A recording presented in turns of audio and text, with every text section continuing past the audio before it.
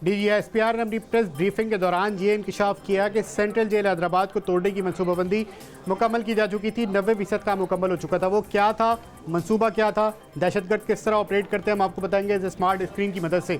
हैदराबाद की central jail इंतहाई गुंजान आबाद इलाके में वाक़ है। चारों तरफ इसकी आबादी है और दहशतगर्दों ने जो अपनी कमीगाह का इंतखाब किया था वो लतीफ़ाबाद में किया था और उनकी कमीगाह और हैदराबाद जेल में सिर्फ 19 मिनट का फासला था, तकरीबन 8 किलोमीटर का फासला था। और अगर ये फासला तय हो जाता तो यकीनी तौर पर एक बहुत बड़ा सानिया होता।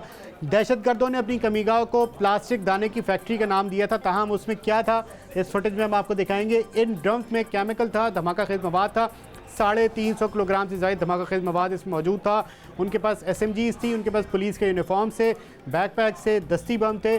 और यहाँ पर एक और इंकशाफ हुआ है, वो ये हुआ है कि दहशतगर्दों ने यहीं पर बारूद से भरी 2 गाड़ियां तैयार कर रखी थी। दहशतगर्दों ने जो गाड़ियां तैयार की हुई थी, एक गाड़ी को मरकजी दरवाजे पर लाके धमाका करना था। पहला धमाका होता, उसके चंद सेकंड बाद, ये चंद लम्हात बाद, जब तक कानून नाफिज करने वाले इदारे संभल नहीं पाते, वो बिल्कुल उसको समझते हैं कि क्या हुआ है।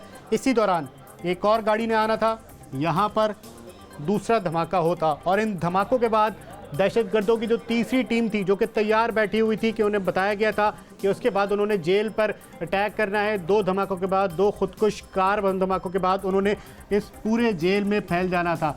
इसके बाद उनके अहदाफ की अगर हम बात करें तो यहाँ पे डेनियल पर्ल हमला केस के सज़ा याफ्ता मुजरिम शेख उमर सईद को छुड़ाया जाना था। उसके साथ साथ कोर कमांडर हमला केस का मुलजिम सज़ा याफ्ता मुजरिम शहजाद अहमद, इस समय 100 के करीब कैदी थे जो कि छुड़ाए जाने थे। 35 से 40 अफराद थे जिनका कत्ल किया जाना था, जिनमें जेल हुकाम भी शामिल थे। और अगर ये मंसूबा मुकम्मल हो जाता तो सिंध और हैदराबाद एक बहुत बड़ी तबाही से दो चार होता। जी।